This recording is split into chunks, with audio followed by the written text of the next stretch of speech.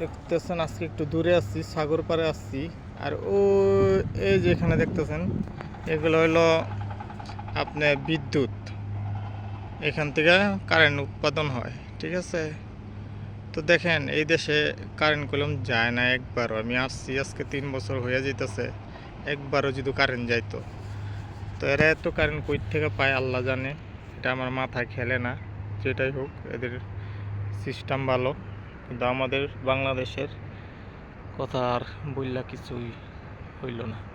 তো হইলো আপনাদেরকে সমুদ্রের সাইডটা দেখাইতেছি।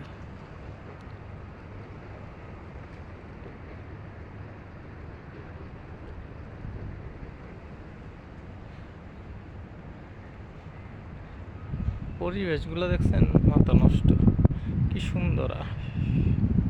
এত গরম একটা